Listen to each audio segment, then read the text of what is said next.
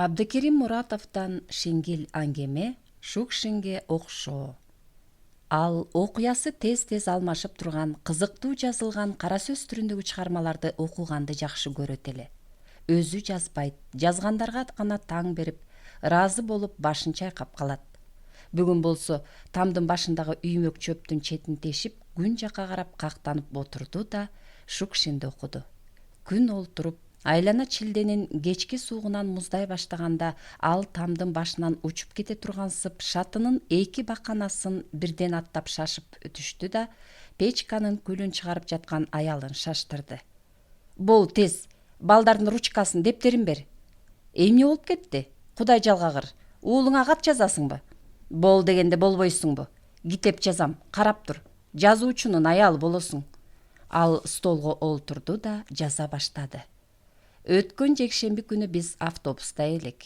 Бир аял баласы экөө телевизор оңдотуп келе жаткан экен. Алар телевизорду адам отура турган отургучка коюп коюптур. Ал телевизоруңду, деди мас адам чыгып.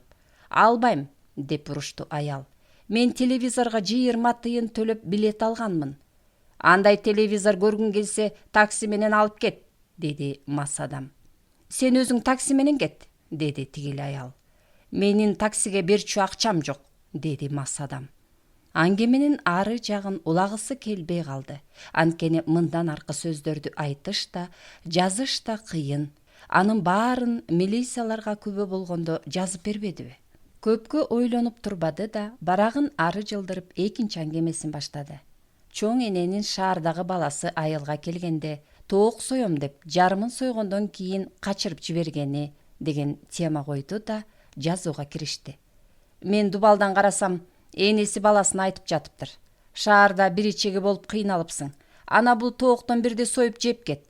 Баласы бычакты алып чыкты да чоң короздун бирин кууп жөнөдү. Куба берди. Акыры койлордун арасына кирип бысып жатып калганда кармады да буту менен канатын кошо тебелебей эле мойнунан кармап сое баштады. Короз бир кыйкырып алды эле, кемпирдин баласы токтоп калды. Бир убакта каны куюлган короз качып жөнөдү. Туш келди, теңселип качып келди да анан биздин дубалга чыкты. Башы салаңдап калды. Бир-эки кыйкырып алды да күп этип биз жака түштү. Жаны бар, анан дароо эле жан берди. Жазуучу аңгеменин аягына чыкты. Баятан бери ручкасын талашып сабак жаза албай калган баласы да, аялы да мемиреп уктап жатыптыр. Аларды бир карады да байкуштарга боору ооруп кетти. А өзүн болсо көкүрөгү толу орден, медалдар менен элестетти. Лениндик, мамлекеттик, Нобелдик сыйлыктын белгилери көкүрөгүндө жаркырап тургансыды. Ордунан кубанычтуу турду да төшөккө кулады. Уйкусу келбеди. Жаңы аңгемелердин сюжеттери биринен сала бири келе берди. Таң атарда ойлонуп жаткан бойдон уктап кетти. Түшүндө анын мойнунун жарымы кесилип, жарымы жерге салаңдап калыптыр. Ары жактан салабаттуу басып Шукшин келе жатыптыр. Жанынын баарынча кыйкырып жиберди. Василий Макарович, кечирип коюң.